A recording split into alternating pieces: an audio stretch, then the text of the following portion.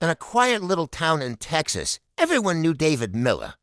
He was that guy you'd nod to at the grocery store, the polite, reserved man who kept to himself.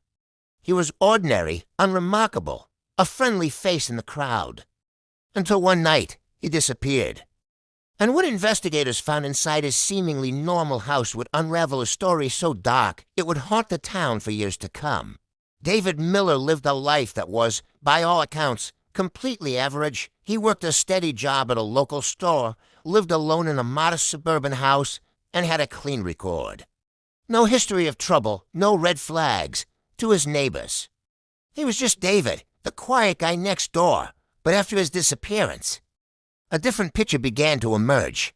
The friendly facade started to crumble as neighbors recalled strange details they'd previously dismissed. There were the late-night walks where David would pace the deserted streets for hours. The hushed, secretive phone calls he'd take in his backyard, always glancing over his shoulder. And then there was the basement, a part of his house that was always locked, a place no one, not even his closest acquaintances, had ever been allowed to enter.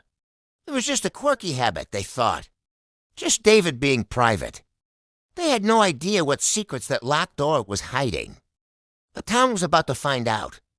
The unsettling quiet around David's life was shattered just 1 week after his last known sighting. A young woman named Emily, a bright, popular student at the local college, went for her usual evening jog and never came back. Panic swept through the community. Search parties were organized. Flyers were posted on every telephone pole, and her face was on every local news channel. The police began a desperate search. Retracing her final steps, they followed her jogging route, a path that wound through the very neighborhood where David Miller lived, and that's when the pieces started to connect. Multiple witnesses reported seeing Emily jogging near David's house, her phone's last known. Location pinged just a few hundred feet from his property, with a growing sense of dread. Investigators obtained a warrant to search David's home. The house was eerily empty. It looked like he had just walked out and never came back, but then they went to the basement. The officers who were first on the scene would later describe a feeling of pure cold as they broke. Down that locked door, the scene that greeted them was a real-life nightmare. It was a meticulously organized chamber of horrors.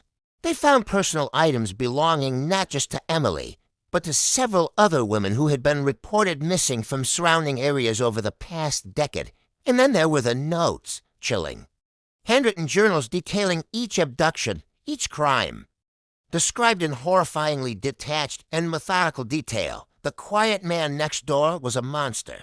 The discovery in David's basement transformed a missing persons case into a full-blown manhunt for one of the most cunning serial killers the state had ever seen. The FBI was called in, and a massive search was launched. But David Miller was gone. It was as if he had evaporated into thin air. His car was missing. His bank accounts were emptied and closed months before his disappearance. He hadn't used a credit card or his phone. Every digital and physical trail had been meticulously erased. He had planned his escape with the same chilling precision he used for his crimes. The case became a national sensation. Tips flooded in from all over the country. A truck driver in Arizona swore he saw a man matching David's description at a rest stop. A motel clerk in Florida reported a guest who paid in cash and never looked her in the eye. Each lead was pursued with urgency, but each one ended in a frustrating dead end. It was like chasing a ghost. Investigators believe he may have had a new identity prepared for years, a new life ready to step into the moment his old one was compromised. The quiet, polite man was always one step ahead. Years have passed since that horrifying discovery in the Texas town, and to this day, no one knows what happened to David Miller. The case remains open, a cold. Festering wound in the heart of the community. Where did he go? The theories are as numerous as they are unsettling. Some investigators believe he's still out there, living under a new name in another quiet town, blending in, watching, and maybe even waiting. He could be your neighbor, your co-worker, the friendly man you pass on the street every day. Others speculate that he didn't act alone. They point to the complexity of his disappearance, the way he vanished so completely, and suggest he had help. Perhaps a family member or an unknown accomplice who is still out there, protecting his secrets, the families of his victims are left without justice, without closure. Haunted by the fact that the man who destroyed their lives was never caught, the town itself is. Never fully recovered, the story of David Miller has become a dark local legend, a cautionary tale whispered from one generation to the next, a chilling reminder that evil can wear the most ordinary of masks. The quiet man from the small Texas town remains a ghost, his true face unknown. His whereabouts a terrifying mystery. If you were captivated by this chilling unsolved case and you want to dive deeper into the darkest corners of true crime, make sure you hit that subscribe button and ring the notification bell. We have so many more shocking stories to share, and you won't want to miss what's coming next. Thanks for watching, and stay safe.